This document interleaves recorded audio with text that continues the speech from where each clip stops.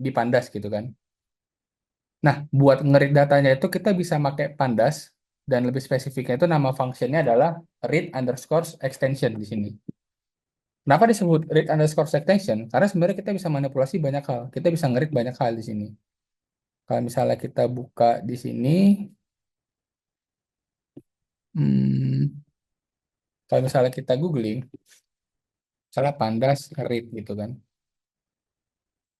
Pandas read CSV.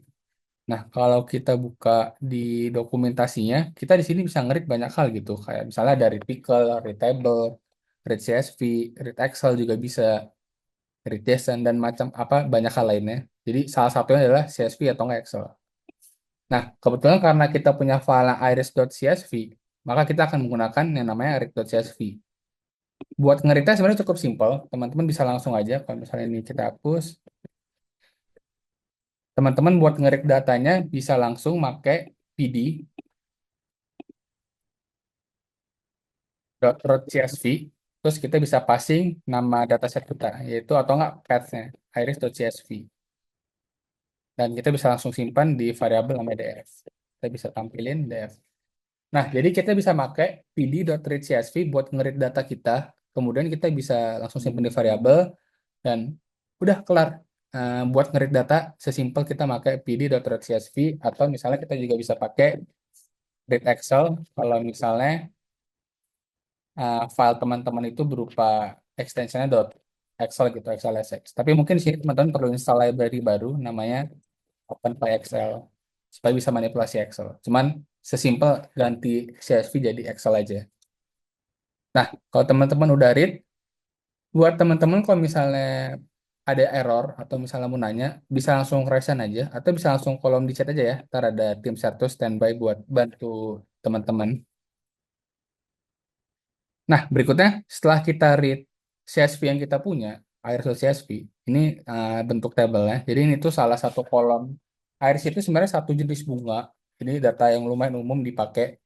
Jadi Iris itu jenis bunga di mana dia tuh punya 4 kriteria, yaitu sepal length, sepal width, dan juga petal length dan petal width. Dan nama spesiesnya. Ini data yang kita punya karena ke bawah kita akan manipulasi data dari situ. Nah, sebenarnya sebelum kita lanjut, Pandas itu kan bukan satu-satunya, dia salah satu yang buat manipulasi data tabular di pemrograman Python gitu. Dan dia bukan, Pandas memiliki banyak kekurangan, ada banyak limitasi. Salah satunya itu Pandas dia nggak efisien ketika kita bicara data yang gede gitu. Pandas itu cocok kalau kita manipulasi data yang mungkin ya under 1 giga gitu kan. Di bawah 1 giga, ratusan MB, itu kita masih bisa pakai Pandas. Cuman kalau kita bicara udah ratusan giga, ada salah satu framework yang namanya itu Dask. Jadi Dask ini itu sebenarnya dia package sama kayak Pandas mirip. Cuman dia diperuntukkan ketika kita manipulasi datanya gede gitu ratusan giga. Dan kalau kita bicara datanya tera bahkan atau enggak petabyte, kita udah bicara big data di sini, kita bisa manipulasinya pakai PySpark gitu karena itu lebih efisien untuk komputasi. Cuman yang paling umum digunakan karena dan juga karena kita untuk latihan dan data kita kecil, kita bisa pakai Pandas. Nah, jadi Pandas sendiri, kalau misalnya data kita gede dan kita masih ingin menggunakan Pandas, kita bisa pakai yang namanya chunk size. Jadi chunk size itu apa? Chunk size itu, misalnya teman-teman punya sebuah table, misalnya ada sebuah table gede gitu. Teman-teman punya table, misalnya bentuknya itu ada 200 row dan 4 kolom misalnya. Anggap atau kita gedein lah, kita bicara 200.000 row gitu kan, dan 40 kolom gede. Kalau kita langsung read.csv, mungkin kan dia makan waktu gitu ya untuk nge-readnya. Karena kan sebenarnya ketika teman-teman read data, file itu tuh disimpan dalam RAM laptop teman-teman. Jadi dia akan terbatas, terlimit sama RAM gitu. Kalau misalnya kita punya datanya gede, misalnya kita bicara jutaan, bahkan ratusan juta data, kita bisa pakai nama chunk size. Jadi chunk size ini itu kita mau ngambil potongan chunk-nya aja gitu. Jadi kalau misalnya chunk-nya kita spesifikin sebagai 1.000 misalnya, jadi sebenarnya kita mau iterasi di mana dari table gede itu kita mengambil table chunk-nya.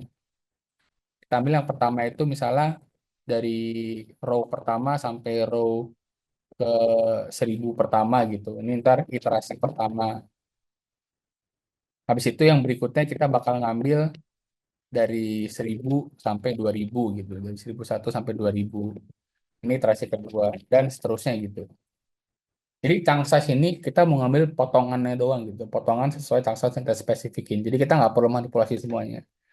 Buat manipulasi Changsas sebenarnya simple, kita tetap pakai Reto CSV, tapi bedanya kita bisa masukin parameter yang namanya chunk size. Jadi kalau misalnya chunk size 50, kalau kita run, nah dia bakal muncul 50,6. Jadi kalau misalnya teman-teman pakai df chunk, ini kan kita df chunk ini kan data frame yang kita punya ya. Kita bisa tambahin di akhir yaitu dot shape buat nunjukin bentuknya. Jadi ketika bentuknya itu adalah size ini 50,6, artinya di sini cara bacanya dia tuh punya 50 baris dan 6 kolom. Jadi ini tuh cara baca adalah baris koma kolom. Nah, kalau misalnya chunk size-nya kita gedein jadi misalnya 100, maka berarti def chunk ini isinya sekarang 100,6. Dan buat ngeritnya itu, kalau misalnya ini belum ada dan kita buka chunk, kita komen dulu aja.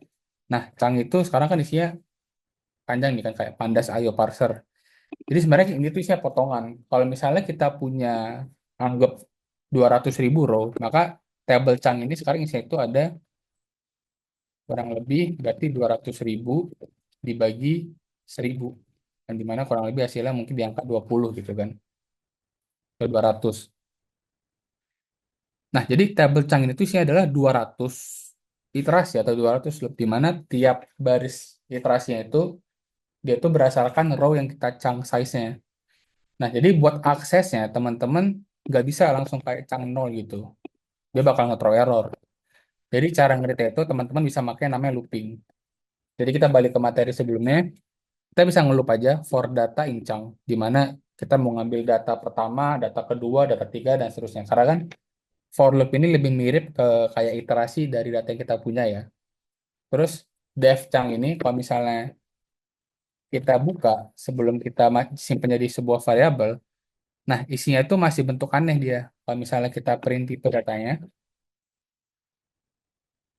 dia itu isinya masih data frame, tapi dia bukan nggak benar-benar data frame. Jadi buat ubah jadi data frame, kita bisa masukkan aja ke pd.dataframe dari data gitu. Terus kita break aja, karena kan kita cuma mau ngambil data pertama doang gitu. Berarti ketika kita ambil data pertama, kita break, karena kan break buat hentiin loopingannya secara paksa, dan kita akan punya def chunk. Jadi chunk pertamanya, 100 pertama. Kalau misalnya kita kecilin ke 25, nah jadi buat ngambil yang kedua, caranya kita bisa ngelakuin manipulasinya kayak kita simpan variabel baru, misalnya i sama dengan 0, dan ketika i-nya adalah 1, maka baru kita break di sini. Sebelum itu, i-nya kita tambahin 1 dari looping. Nah, jadi yang kita lakuin sekarang, kalau misal teman-teman mau ngambil iterasi kedua, jadi bisa make dengan konsep kita gabungin for loop dan if. Nah, ini kenapa di dua workshop pertama kita coba fokusin ke Python sebelum kita masuk ke Pandas, NumPy, Matplotlib. Karena ketiga package itu backbone-nya adalah Python. Jadi basic utamanya adalah harus paham Python dulu, baru kita lebih mempermudah untuk manipulasinya. Jadi untuk mengambil chunk yang kedua, kita bisa manipulasi menggunakan for loop, kita gabung dengan if statement, dan dengan break terdapat. Jadi kalau misalnya kita ganti kedua, maka kita akan dapat data berikutnya gitu. Data dari 25 sampai 49.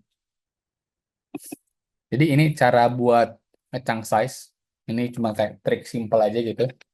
Nah, berikutnya kita masuk ke head and tail gitu. Jadi head and tail ini apa? Sama kayak namanya, head kepala, tail ekor.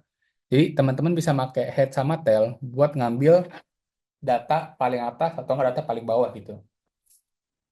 Misalnya kita balik ke data, kita udah ngerit data di Iris, kita punya data frame-nya kayak gini. Tadi kan kita bisa dot shape ya buat tampilin apa namanya bentukan table kita.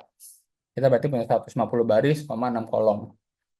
Nah, kalau misalnya kita mau ngambil data paling atas atau nggak data paling bawah, kita bisa pakai namanya dot head. Dan jangan lupa pakai buka tutup kurung. Jadi kalau kita pakai def.head buka tutup kurung, kita ngambil 5 data teratas. Kalau kita pakai tail, kita ngambil 5 data paling bawah.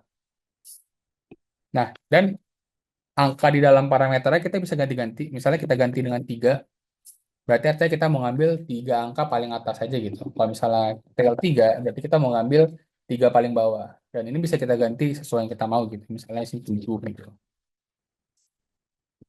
Nah, jadi ini adalah head and tail. Ini lumayan berguna ketika kita bicara data kita gede kali dan kita cuma mau ngintip aja gitu, kayak sekian data teratas. Nah,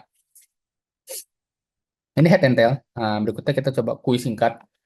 Di sini ada pertanyaan, cuman menggunakan head sama tail, gimana caranya kita mau ngambil data ke 5 sampai ke 9 gitu. Jadi ini sebenarnya cukup cuma boleh pakai head sama tail. Kita punya data frame df dan di mana kita mau ngambil data posisinya ke 5 sama 9 gitu. Nah, caranya ini kita bisa gabungin keduanya gitu. Jadi pertama kita bisa ambil dot height, tapi kita ambil kan kita pengen startnya itu 5 sampai maksimumnya 9. Berarti kita ambil keseluruhannya, kita ambil dulu sampai 10. Ketika kita pakai df.height 10, kita dapat di mana indeksnya itu dari 0 sampai 9 gitu kan. Indeks 0 sampai 9. Nah, berikutnya kita mau ngambil tapi 5 sampai 9 doang, kita nggak mau 0, 1, 2, 3, 4-nya. Caranya gimana? Nah, berarti kan kita udah nge-slicing nih. Kita udah punya table baru yang isinya itu cuma 0 sampai 9. Kita bisa slicing lagi, kita bisa manipulasi lagi. Kita tambahin lagi dot tail 5 gitu misalnya. Nah, sekarang kita punya dua tabel baru di mana isinya itu cuma 5, 6, 7, 8, 9. Jadi ketika kita pakai dot head atau nggak dot tail, dia kan outputnya adalah data frame lagi. Dan teman-teman bisa anggap ini tuh data baru lagi. Kita sekarang punya tabel baru yang isinya tuh cuma 5, 6, 7, 8, 9. Dan kita bisa manipulasi lebih lanjut lagi. Kita bisa tambahin lagi dot head 2 misalnya. Jadi kita mau ngambil dua teratas dari data frame sebelumnya. Nah, jadi kurang lebih kayak gini jawabannya. Jadi buat dapetin ke 5 sama 9 doang, kita bisa pakai dua kali head, dua kali manipulasi pakai head dan tail. Nah, berikutnya ini salah satu common error atau error yang sering yang umum dijumpai ketika teman-teman manipulasi pakai pandas. Di paling awal kita kan coba nge-read datanya pakai read underscore CSV ya. Dan cukup straightforward gitu kan. Kita bisa langsung aja kayak data frame itu adalah read CSV, terus kita bisa langsung masukin path-nya itu di mana gitu. Berarti kan kalau di sini contohnya iris.csv gitu. Cuman mungkin teman-teman ketika coba pakai data sendiri, data kerjaan atau nggak data kuliah, coba kita masukin itu, misalnya data baru sini, ada namanya data baru.csv, pas kita run, dia nggak terlalu error gitu. Dan errornya itu seperti yang di bawah, Unicode, decode error gitu. Ntar dia muncul kayak gini, dan ini lumayan umum, lumayan sering dijumpai.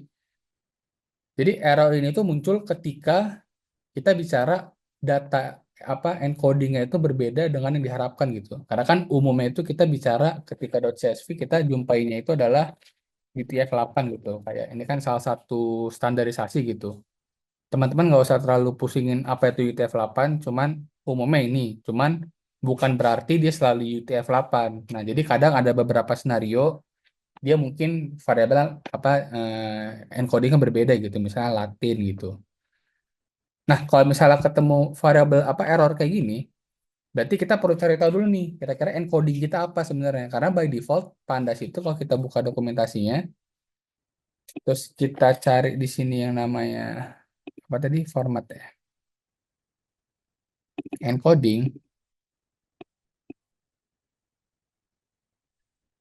Nah, encodingnya itu kan dia asumsinya non di sini ya.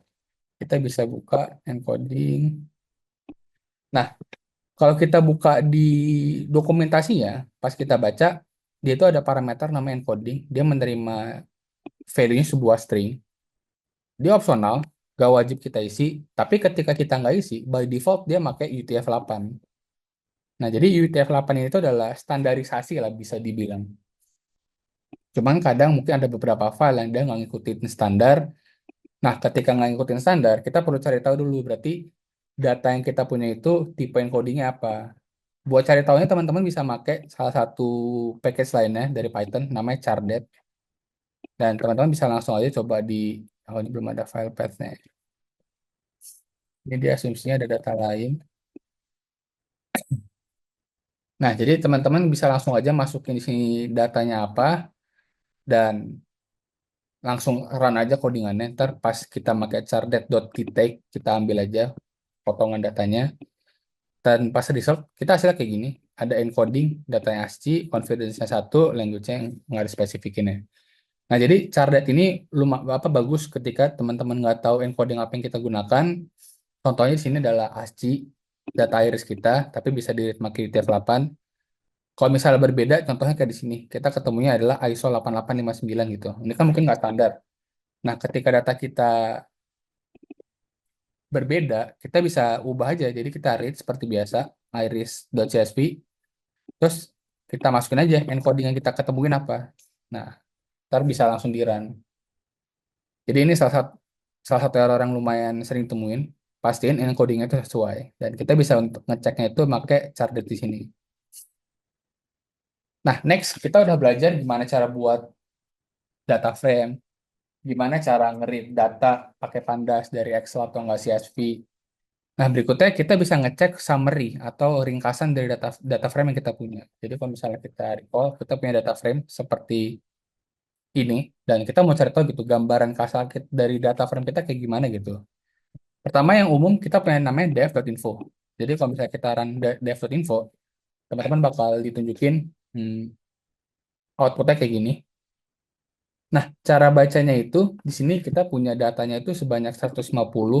Nah, indeksnya dari 0 sampai 149.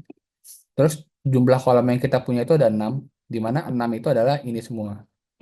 Jadi ini kita mau cari tahu kira-kira gambaran kasar dari data kita kayak gimana. Pertama kita punya 6 kolom dan 150 baris. Di mana kolomnya itu kita pertama ada kolom ID, dan dia ada 150 data yang nggak nol atau nggak bukan. Ada isinya, bukan none, dan tipe data adalah integer 64. Dan berikutnya kita punya kolom namanya sepal length, sepal width, petal, dan juga spesies. Dan dia semua sama. Dia nggak ada missing value, nggak ada none. Dan tipe data adalah objek. Objek itu string. Jadi kalau di apa namanya di Pandas, dia tuh nggak ada konsep yang namanya string sebenarnya. Jadi kalau di Pandas, string itu disebut sebagai objek gitu. Tapi itu sebenarnya hal yang sama gitu, nggak usah terlalu ambil pusing. Konsepnya mirip. Nah, jadi ini berguna kalau misalnya kita mau cari tahu gambaran kasar data kita sebenarnya ada missing value nggak sih? Ada data kosong nggak sih? Kita bisa pakai dev.info dan di mana dia nunjukin di sini bahwa oh berarti semuanya lengkap nih. Kita punya 150 di tiap kolom dan ini kita pakai dev.info.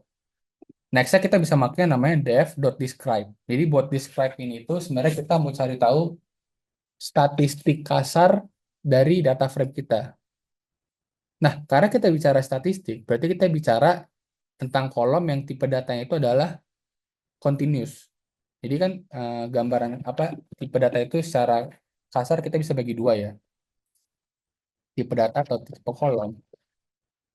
Nah, kita bicara ada dua, biasa ada yang namanya continuous dan juga kedua adalah kategorikal. Nah, jadi tipe data yang pertama continuous itu atau continuous ini sebenarnya tipe data yang terus-menerus gitu. Kayak kita bicara misalnya umur, atau kan misalnya di sini adalah suhu gitu misalnya. Dan juga misalnya di sini ada misalnya kita bicara tentang harga rumah. Ini kan data yang dia tuh nggak ada range-nya gitu kan. Kayak bisa dari minus tahingga sampai tahingga. Nggak harus bounded juga bisa sih. Cuman data itu adalah continuous. Dan kalau kategorikal itu kita bicara sesuatu yang dia tuh sifatnya bukan data yang continuous. Kayak misalnya jenis kelamin. Atau enggak misalnya di sini nama kota, nama negara. Ini kan data-data baik atau buruk. Ini kan data-data yang kita nggak bisa ukur pakai data yang continuous gitu. Dia berupa A, B, atau enggak C gitu. Atau enggak teman paling gampang anggapannya itu kategorikal itu data string dan continuous data integer atau enggak float gitu. Meskipun nggak harus, cuman gambaran kasar kayak gitu. Nah, jadi kalau kita pakai def.describe, dia cuma munculin kolom-kolom yang tipenya itu adalah statis apa integer atau enggak float dan bisa kita manipulasi, nyari standar deviasinya, minimum, maksimum, dan juga interquartile range-nya. Nah, jadi kalau misalnya kita lihat, di sini kita punya satu kolom namanya spesies dan dia itu tipe data objek. Kalau kita pakai def.describe, kolom spesies ini nggak ada, karena kolom spesies ini adalah objek dan kita nggak bisa manipulasi kayak kita mau cari tahu